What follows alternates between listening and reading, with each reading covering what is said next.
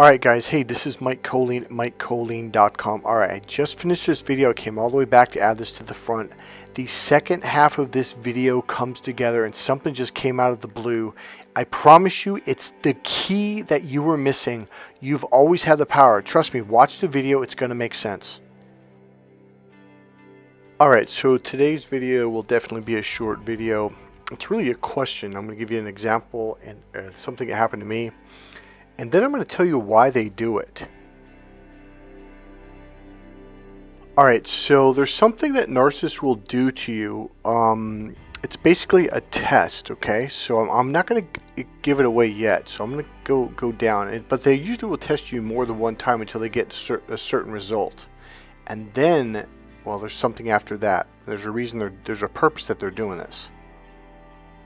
Alright, so before I give it away, or go into my example, was there a moment in time when the narcissist you were dealing with they did something, and as you look back you were like, whoa, what in the hell was I thinking? This person was just a weirdo, and you if you could go back in time, you'd be like, yeah, that's when I would have left.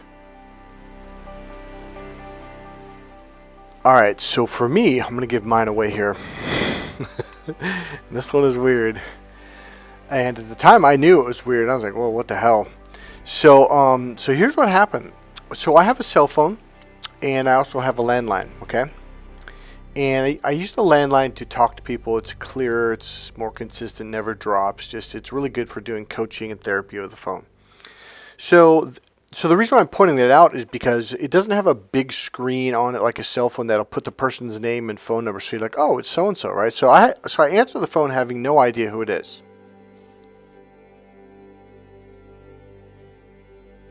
So I pick up the phone and this is what I hear.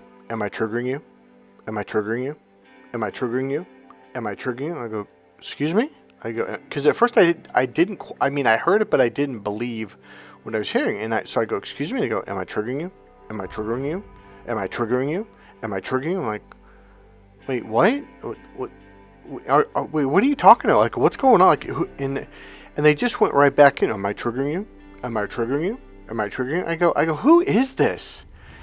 And I think I even threatened it because, you know, I'm just going to hang. I go, I don't know who this is, but man, you are just weird. And then the person goes, oh, it's me, so-and-so. And I was like, what's going on? I don't understand that. Am I triggering you? Am I triggering you? Am I triggering you? I go, I don't get it. Is this a joke? Is this some kind of like joke? I thought maybe because the person was a bit younger than me, I thought maybe it was some kind of new thing that was going around, like a joke or something, and I didn't get it. And so the person goes, am I triggering you? Am I triggering you? And they just went on and on. So finally, you know what, dude? I don't know what the hell your problems are. You are effing weird. I am done. Don't ever call me again. Boom, and I slammed the phone down. Thinking that they would never call me again, because that was just weird. So now I had dealt with this person previous to that for a little while. Didn't know him that well. And I was like, man, there's something just wrong. That person needs help. I think I even told him, like, you need to seek therapy. You need to be on medication. Something like that. And I just remember just like something like is just off with this dude. Alright, so number one, my first thing is a question for you. What was the weirdest thing or oddest thing or something that just really stood out as you look back in time that your narcissist did? And I want you, if you're brave enough, or if you want to, write it down in the comments. Just, as long as you want. I don't care. Paragraphs, 2, 3, 4 paragraphs, a couple sentences, whatever. Okay, so here's why they do it. So in the very beginning, it's the love bombing phase. They pay for things, they buy you things, they give you money, they give you gifts. When they introduce you to people, they introduce you like you're the greatest thing that walks on the planet Earth. Like you literally can walk on water and you can turn water into wine. So they just really love bomb you. So here's what happens is they will do a couple tests. In the beginning, they'll do just like such a small insult or such a small cut down or something negative to kind of hurt you a little bit, but it's so small you like, no big deal. It just kind of bounces off, and then they do a little bit bigger one, but they'll love bomb you again. And so during the love bombing phase, they're doing this. And then, after a period, it could be a day, it could be a week, but they'll do it again. Usually it won't be the next day. But they kind of do a little here, a little there to see if they can abuse you, to see if they can shame you, see if they can hurt your self-esteem, to basically see if they can attack you. So even someone with a high self-esteem, good, solid boundaries, might be like, you know what, dude, don't ever call me again, boom, done. And like, okay, because that way they don't get hurt too much, because it really wasn't it wasn't that big of an offense. So the cowards that they are, so basically like, oh, okay, well, so they figured like, oh, this person doesn't put up with any shit, so I'm not going to be able to fuck with them, and they got cut out of their life like almost immediately. So without, now here's the key part, without too much damage, too much social damage, or getting yelled at or anything like that, because it was kind of a couple little things here and there, and they got cut out. So it's like a safe way of finding out who they can hurt, attack, manipulate, fuck with. And if you find out early on, like, oh, this person doesn't put up with any bullshit, okay, well, I'm done. And they get out safely. So then what they'll do is they'll wait a couple of days, maybe a week, or who knows, it doesn't really matter, but they'll basically do the more love bombing to really, strengthen the bond. So now they've attacked you once, twice, they've hurt your self-esteem, they've cut you down, they've done a couple of these real manipulative tactics, and you came back around, and then they love bomb you for a while to strengthen the bond, and that's literally what they're doing. What do they call it? They call it trauma bonding, okay? And that's why they call it trauma bonding, because they hurt you, and then they come back with love. They come back with gifts. They come back with, the love bombing stuff.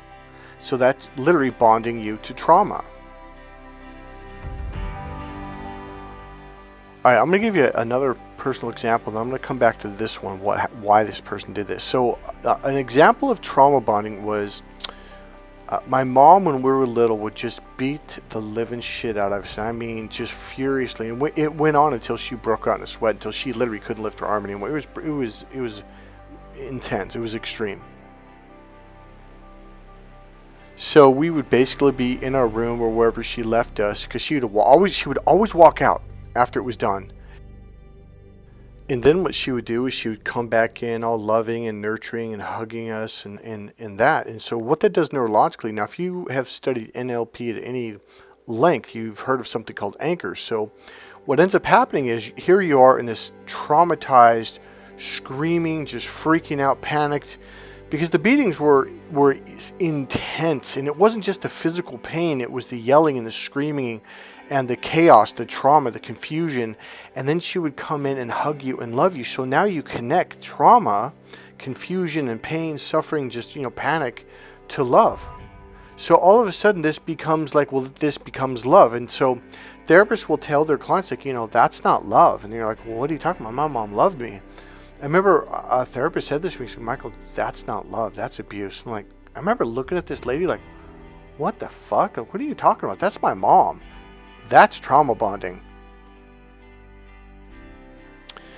So I'm going to go back to the narcissist. So what they do is, they'll do these little things in the beginning that you may not even notice, especially if you've been raised this way, to be traumatized and trauma bond and all that stuff. And they're not basically, they're testing. Are you now starting to understand how effing devious these people are? Everything is planned out. Everything is researched and studied. Everything is every little detail. So yes, if you're still one of those people who's been wondering or asking, do they know what they're doing? Like, are they doing this on purpose? Yes, they're professionals at it. Every detail is planned out. So absolutely 100% they're hurting you on purpose. The techniques, and they are techniques that they practice again and again and again, and they get really, really good at it. So yes, they absolutely know what they're doing, for sure. So yes, so what they're doing is they are testing to see, number one, if you're the kind of person that they can abuse over a period of time. Number two, so the second thing they're testing for is if you do come back after they hurt you, cut you down, do a couple things, and then they love bond you to strengthen the bond even more. See, again, what they're doing is they're love bombing you to connect love to trauma. Like, so on an unconscious and emotional level, your unconscious system connects like, oh, If I come back after they're mean to me, then they love me. And you literally make a neurological connection to this is love. Again, trauma bonding.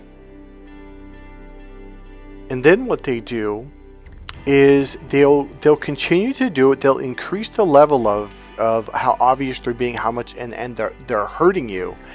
And in the beginning stages, and it is I would call it the second half of the love bombing phase, is they may even apologize or say, oh, let me make it up to you, let me take you out to dinner, here's a gift, and this is for being so mean. So if you call them on it, okay, but this is still taking you through the phase of love bombing. So they're making that bond to trauma even stronger. So now, then what they're going to do is they're going to do the big one. And the reason why they do the big one, now they already know that you're connected, you're already trauma bonded. But they're going to see if you are so strongly trauma bonded that they can do something so mean, so hurtful, so outrageous, so weird, and you still come back. And that is the trauma bond. That is like, if you come back after that, they are going to unleash on you, because they realize, and that's when you might for the first time see that demonic smirk. They're like, I got them hooked, and now I can abuse the shit out of them. I can embarrass them in front of people. I can humiliate them. I can turn people against them, and they will not fucking leave. That's what they're doing. When they do this big test, if it fails, then they're going to go back to love bombing. They're going to give you some time, some space. They'll apologize. They may even try to do it the next day. And if you flip out and get mad, then they'll wait a little bit, and then they'll come back. They'll love bomb you. They might even send you gifts in the mail. But they're going to try to bring you back. And if you eventually do come back, they're like, yep, I got them. It's a done deal. Now I can just abuse this person at will, any moment, any time, day or night, at their job, in public, in private, it doesn't matter. So that is really that big final test, okay? And thus begins the devaluing phase. And from this point forward, now watch. Now there's a switch here. Now in the beginning, they just love bombed you every moment, every day, every dinner. Gifts, flowers, candy, movies, freaking introductions to, how amazing you are. Just everything is great. And then they hurt you once. And then they love bomb you 10 times in a row, maybe 20 times. And then they hurt you again. And then they only love bomb you 10 times and then hurt you again. And so what ends up happening, there's a switch. After that big final test, then it becomes, they just abuse the living crap out of you for a week or 2 weeks, and then they give you a little morsel of love. They might even give you a little gift or pay for half the dinner. They just a little tiny morsel. This is the breadcrumbing phase. This is where they're just little, every now and then, once in a while, once a week, once a month, or something like that, they will do one nice thing for you. Now, the reason why, because all they have to do is once they do that little thing for you, they know it's going to re-trigger all that feelings of love from the trauma bonding. So all of a sudden you're feeling all these emotions like, okay, and it's like you were begging for that. And that's what they want. They want you to beg for love. They want them to basically reward you once in a great while, because they have it as a literally a physical nerve, neurologically connected in your nervous system. It connects to this emotion and this feeling of being trauma bonded, of receiving love bombing.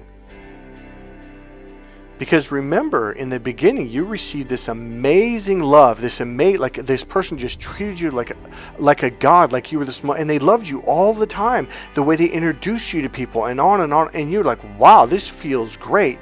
So you have to understand what they did was this amazing feeling. They connected slowly by slowly to what we would call an NLP anchors, to where they connect this up to these negative experiences, where they can build more and more and more, to where the point where they can just push that button once a week, once a month, and you're going to stick around and they know it. And if you do leave, they just got to push that button one time and you're going to come right back. Now in college, during college, I don't know if it was Psychology 101 or what class it was, but there was a study done, and it was the gambling people, like the casinos up in Las Vegas and Reno. They did this really long-term study on human behavior. Now, you might think that if you won every single time whenever you went to gamble, like you pulled the what's the coin machine where you put the coins in and you pull the handle down, you let it go, like I forget what that's called. So what they found is if people won every single time, they would literally get bored and they would go and do something else. See, what they're trying to figure out is how do we keep these people here and keep them feeding these damn machines forever and losing all their money. So then they would let them win every other time. Same thing. After a period of time, they would get bored, and not only would they leave, but they would almost never come back until they needed money. In fact, now they weren't coming back because of the emotional high. They were coming back as, oh, I got some bills to pay. I got to go get some money. So then they did it down to 3 every third time, every fifth, every seventh, every 10th, right? I don't remember the exact number, but I think it was you can only let them win every 17th time, so 1 out of 17 pulls. And then it has to be random. That was the key thing. Because what they found out is if they let them win every 17th pull, they would get bored eventually and they wouldn't come back. They would take their money, blah, blah, blah. Same thing. So then what they had to do after the 17th time, they had to make it very random. So after that, it was between something like 17 or 18 between about 32 or 33 times. So then what would happen is you couldn't win every 17th time. It had to be maybe every 20, like the next time was the 25th pull, and the next time it would be 19th, the next time it might be 30 pulls, and so it became really random. Now here's what happened. They became so addicted that they would spend all their money and they would work a second job. They would beg for money. They would borrow money. They would do anything they could to stay at that damn machine, because it literally became a chemical addiction just as powerful as heroin, cocaine, or any other drug. In fact, the chemicals that your brain makes for addiction naturally are 10 times more powerful than any drug made on the planet. Just going to throw this in real quick. During a 5-week NLP hypnosis training, that's one of the things they taught us was that your human body, the chemicals that the human body makes it is the most powerful chemical factory on the planet. These external chemicals that we take are nowhere near as powerful as what you can create once you learn how to do it. A lot of athletes do it on a very regular basis. It's the reason why they get so good at what they do. This is what addiction is. So here's the deal. Narcissists know that you are chemically addicted and you need this. So now what they do is they breadcrumb you. So if you've noticed at the casino test is basically what they're doing is they begin to breadcrumb people. Now watch this. Again, they can't win too often. If they win too often, they lose interest. So it can't be once every 10 times, every 12 times, or every 14 times. It has to be further spaced apart than that. Okay? So a narcissist realizes once you're addicted, they breadcrumb you. It's the same thing that the casinos are doing to people. Now you are just holding on, giving more and more of your money away, and with a narcissist, more of your pain and suffering and energy. It's the same exact thing. This is trauma bonding. It's a chemical addiction. That's why it's so hard for a lot of people to leave, because once they get addicted to that chemical, they want it back. Now here's the thing. They're not actually loving you anymore. They're not actually love bombing you anymore. They're not actually praising you or saying you're a good person or introducing you in that amazing way that they once did. They just get to a little fucking, they might pat you on the shoulder and then go right back to being an asshole. They might give you a smile. It is so fucking small, it's not even funny. They might buy you a $40 shirt or a $100 sweater. It's so small, but you get this rush that you need. It's like a heroin addict that they'll do anything to get that fix. Say no to narcissist, say no to drugs. So if I didn't already say it, narcissists know and realize they can't breadcrumb you too often. It has to be, number one, it can only be once every 15, 17 times at the soonest, and then it has to be random. Okay, and they know this because they know if they don't do that, the addiction is broken and, well, you go away, and they don't want that. So this is why they don't love you on Monday morning at 8 a.m. exactly. It's you never know when they're going to give you any kind of morsel, any kind of a breadcrumb. It's completely random, spaced out, and far apart. It could be they show up at your work randomly. It could be at midnight. They could wake you up at 3 in the morning. It could be at 6 in the morning. It could be 8 p.m. It could be at home. It could be on the beach. It could be anywhere. So it's just this random thing, Monday, Friday, Saturday, Sunday, etc. You know, like they may refuse to celebrate your birthday, Thanksgiving, Christmas, but then they celebrate New Year's. It's like it's just random, and it's done on purpose to get you hooked and to trigger you. So yes, it's a very cold, well thought out, well planned, and calculated series of steps. Now here's the deal. There's something that you didn't know, and this is your power. This is your victory. One thing that a lot of people don't know is that narcissists are addicted to what we call supply. It's when they suck the life force energy out of you. It is the most addictive substance on the planet, and narcissists are hooked 10 times more powerfully than a heroin addict. If a narcissist has spent all this time getting you hooked and addicted, trust me, they are way more addicted to your energy than you are to the breadcrumbing. Now here's what happens. When you leave, in the beginning, they're like, they'll be back, you know. And so, but they need their supply. So they can hold off for 3, 4 days, 5 days, a week, you know, they can get in, and they're starting to itch, and they're starting to scratch, and they're starting to toss and turn in bed, and they're starting to freak out, and they call up their friends, and they call up other former supplies, and they need something, they need anything. They need people to support them, to love them, to tell them they're good, they're beautiful, that people, you know, admire them. They'll take any morsel. Now, here's the funny thing. They ended up breadcrumbing themselves. And now you become Spider-Man. No, I'm just kidding. Or maybe Superman. So here's what happens. If you studied like a human biology, human behavior, is the human body releases something called pheromones. So for men, it's their testosterone. For women, estrogen creates a certain amount of pheromones, certain types of pheromones. And people can be addicted to it. Now here's the difference. You got addicted to what's called an anchor. They got addicted to a physical chemical that only comes from you. It has only created in that combination from your body and is released from your body. Have you ever seen someone like that's in a jail cell, or maybe in like a room where a safe padded room so they can't hurt themselves, and they obviously can't get heroin in jail or in the, you know, like in a mental hospital or whatever, and they are curled up on the ground and they are shaking and they are shaking. That's what they're going through. They are flipping the F out. They are just absolutely losing it. They need that fix, man. They need that fix. Now here's the deal. You could breadcrumb the crap out of them. You could absolutely demand, I'll talk to you once every 32 days for 2 minutes. And guess what? They'll take that deal. The tables have flipped. Here's the deal. You never realized how much power you had in this relationship.